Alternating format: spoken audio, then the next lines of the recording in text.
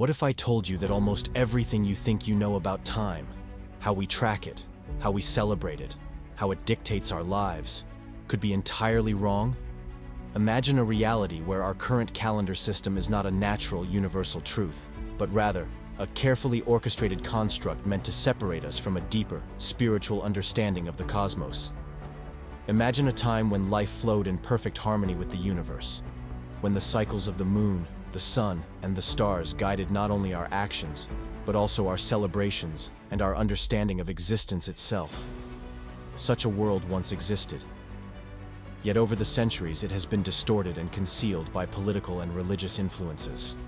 Today, we're going to peel back those layers and rediscover a hidden truth that's been buried for far too long.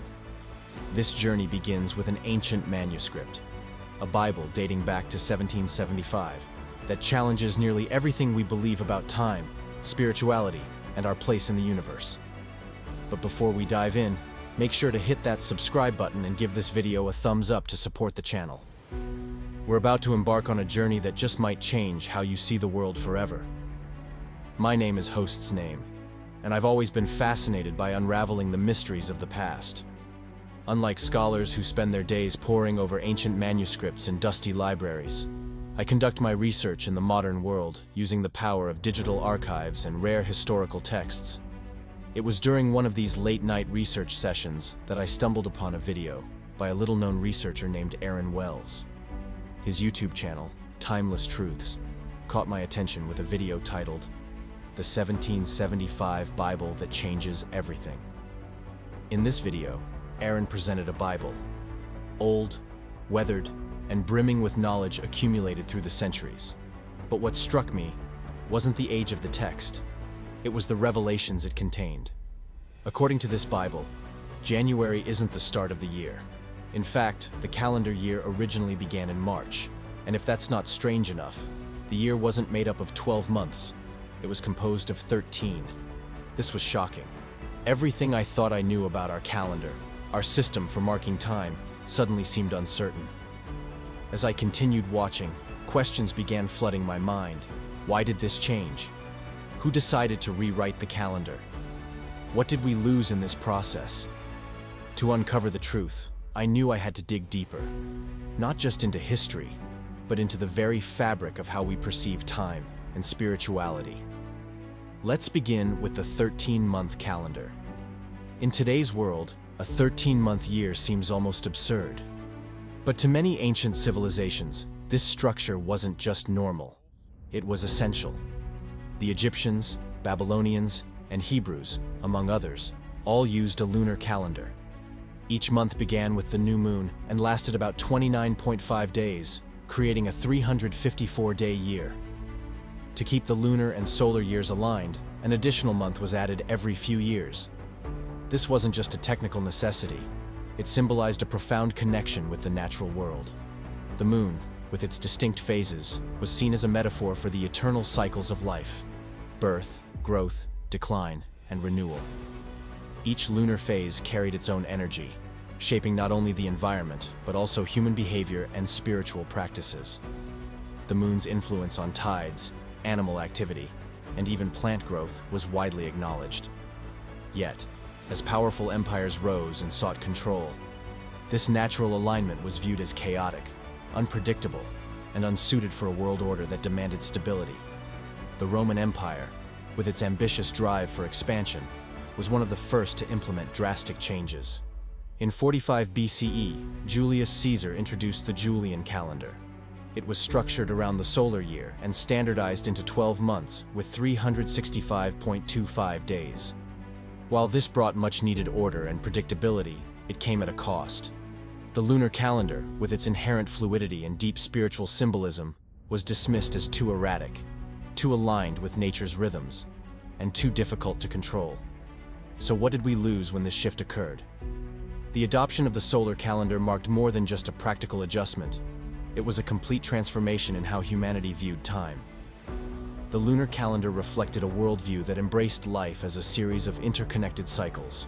Birth, death, and rebirth were all part of an eternal cosmic dance.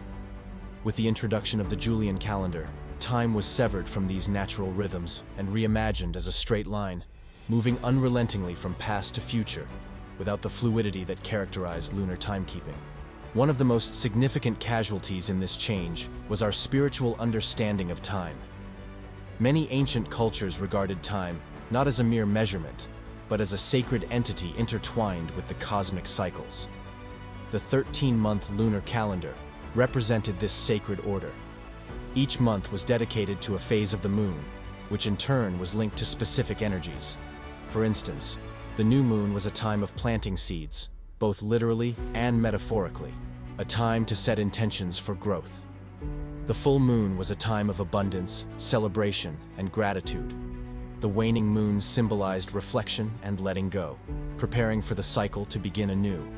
However, with the adoption of the solar calendar, the sacred significance of these cycles was lost. The new calendar imposed a rigid structure on time, one that no longer aligned with the natural world. Spiritual practices that had been intimately connected to the moon's rhythms were stripped of their context. Festivals that once celebrated lunar phases were forced into the new framework, losing much of their original meaning and purpose. The consequences of this shift extend beyond spirituality. They have shaped how we experience life itself. Consider the weekly cycle. In the ancient world, the seventh day, Saturday, was observed as a sacred day of rest. With the rise of Christianity and the spread of the Roman calendar, the focus shifted to Sunday. This change was cemented by Emperor Constantine, who declared Sunday the official day of rest and worship in the 4th century CE, blending Christian and pagan traditions. What began as a spiritual day of renewal was repurposed into a tool of political control. This reordering of the week reflects a broader societal transformation. Time, once a fluid, natural guide, became a tool for productivity. Work was prioritized over rest, action over reflection. The Sabbath, once a day of spiritual renewal, was replaced by a relentless drive toward creation and production. But what if we could reconnect with these ancient rhythms? What if, by realigning ourselves with the original 13-month calendar, we could restore a deeper sense of harmony, not just with the cosmos, but with ourselves? Imagine a world where the year begins in March, symbolizing renewal and growth, where each month is connected to the cycles of the moon, guiding us through life's transitions. Such a shift would mean more than just a change in dates. It would represent a fundamental change in how we perceive our existence. The Bible from 1775 suggests that this is not just a possibility, it's essential. By understanding and embracing the cyclical nature of time, we can restore balance to our lives. Balance that was lost when the 13th month was discarded. Imagine how our lives might change if we recognized the sacred nature of each lunar phase. If we celebrated new beginnings, embraced periods of reflection, and honored the interconnectedness of life.